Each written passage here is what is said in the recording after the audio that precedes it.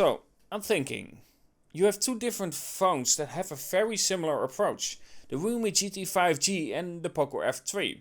Both of them carry a flagship chip inside.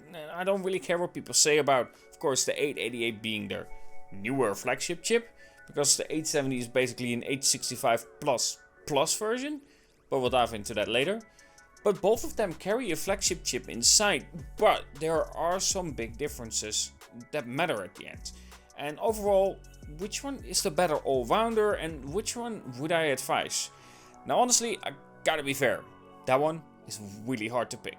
Anyway, let's dive into the video and talk about the Poco F3 versus the Realme GT 5G. But before we dive into the video itself, I want to thank Chris from Tech Tablets and of course Realme for sending out this device, and Xiaomi of course for the Poco F3. Anyway, let's jump into the video.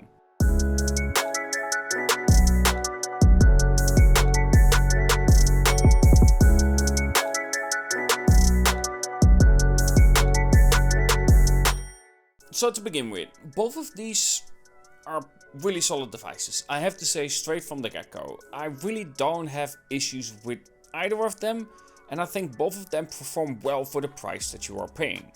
If you want me to answer which one I find best straight from the get-go, I gotta be fair, I cannot properly answer that. Both of them have some parts where I say, okay, this one performs better here, and I like that better about that device, but then the other device does something where I'm like, yeah, you know what, I like that better. You've done that better than the other.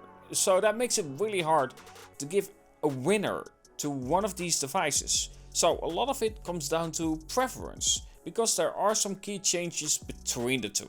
For instance, the Realme GT 5G of course comes with a 3.5mm headphone jack. It comes in my experience with a more clean software experience and it looks a bit more sophisticated, but also it comes with a 65-watt charger inside. The Poco F3 on the other hand doesn't come with a 3.5mm headphone jack, it doesn't come with the 65-watt charging, but it comes with a 33-watt charging inside. And of course the software experience, I don't mind it, but in terms of looks, I definitely have to give it to the Realme GT 5G, because in terms of looks, I will have to say that it looks a little bit childish, if that makes sense. It's a little bit bright, it's a little bit colorful, where this just looks more sophisticated.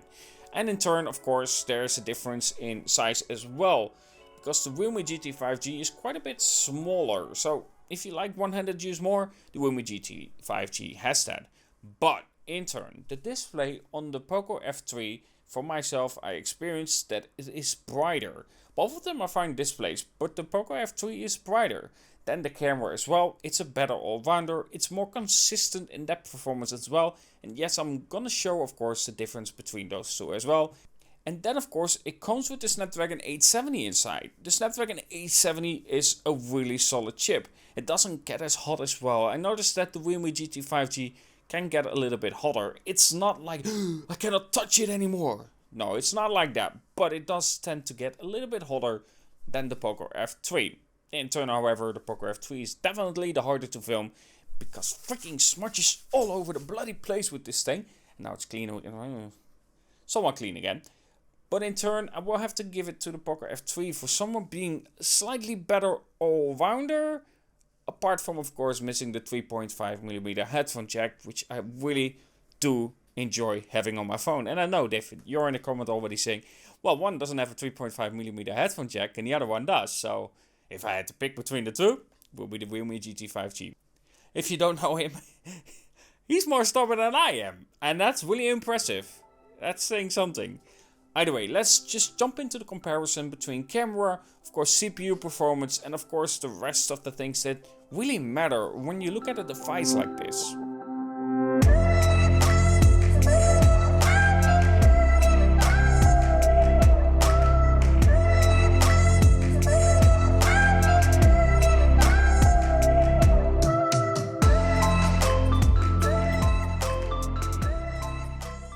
So before we start talking about results, let's quickly compare the specifications. The Realme GT 5G comes with a Snapdragon 888 inside, 8GB of RAM for my version, 128GB of memory, a 4500 mAh battery and 65 watt charging.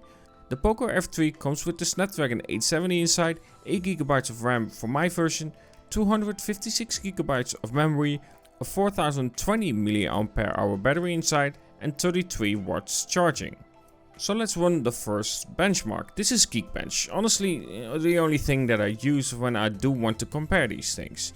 You will see that the Poco F3 does take a little bit longer completing this task, but you will also see that there is a difference in score.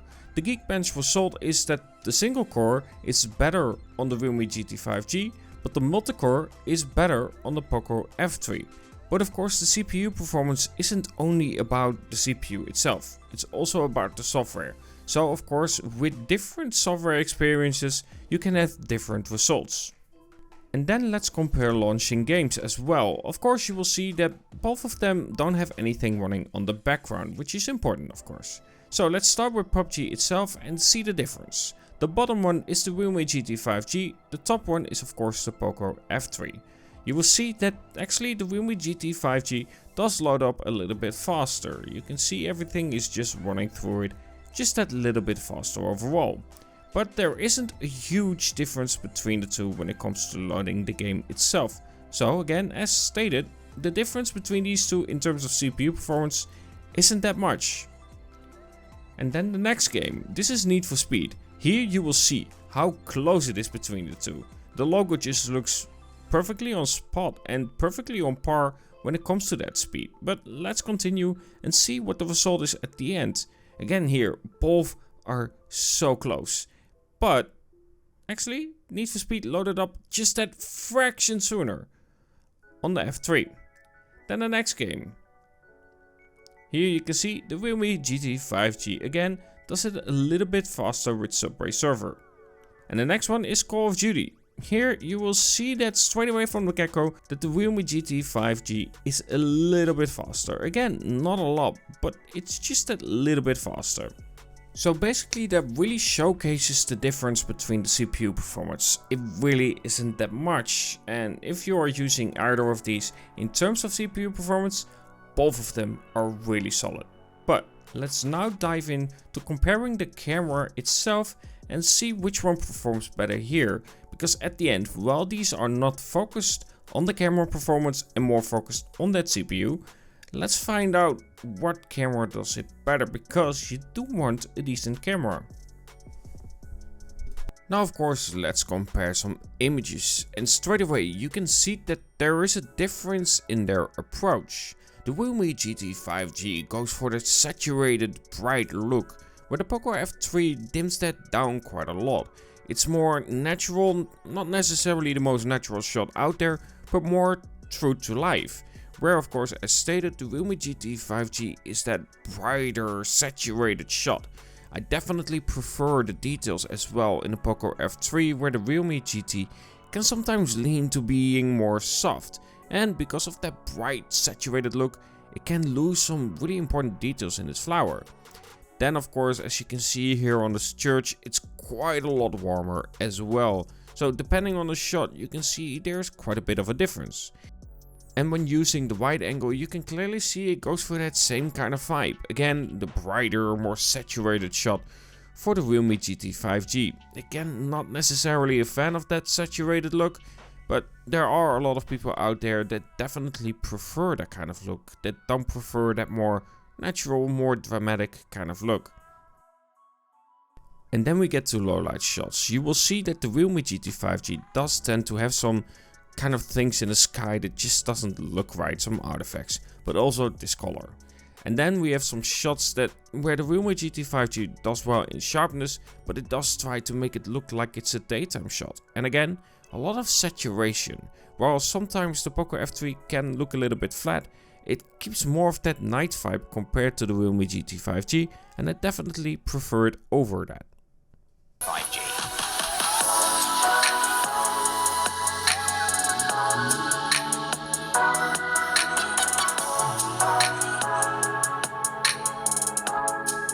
So this is a night.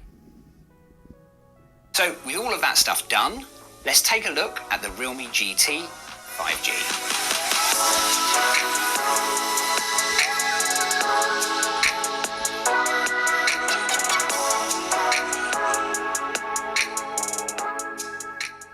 So, at the end, which one would I pick? That's a really difficult one. I'm a person who cares about camera performance, and I think here the Poco F3 does do better. But I'm also a person who cares about having the 3.5mm headphone jack. It's a useful feature, and no, Bluetooth isn't better. Audio performance simply isn't as good. Just a simple fact. That's it. It's just there to sell more headsets. Either way, that is something that I do definitely miss on the Poco F3. If the Poco F3 had the 3.5mm headphone jack, I think I would lean more towards, of course, the Poco F3. If this one had the Snapdragon 870 inside, I think I would steer more towards the Realme GT 5G. In terms of design though, I will straight away have to give it, of course, to the Poco F3. Yes, the back is really glossy, but the camera integration is really well done. It looks clean, it looks sophisticated, where on the Realme GT 5G it looks a bit iffy. And of course, in terms of camera performance as well as stated, the Poco F3 is kind of in a different league. It's not like a huge difference, but you can tell it's more consistent. And of course, the macro on this one, for instance, is just useless. It's not really good. The main camera, however, is pretty decent. Either way, this is my opinion about the two devices, and I'm very curious to know what you think about them and which one you prefer out of the two. Either way, let me know in the comments below, and of course, if you want to know more about the Realme GT 5G, a friend of mine, Life of Tech, posted a full review on this device and asking, is this device worth it? Well, let's find out with his video. I will leave a link in the description, and of course don't forget to subscribe to my channel, but if you are checking his channel out as well, he said at 11.7k subscribers, you know, give him a little bit of a subscribe. Either way, talk to you guys in the next, and see you in the next video.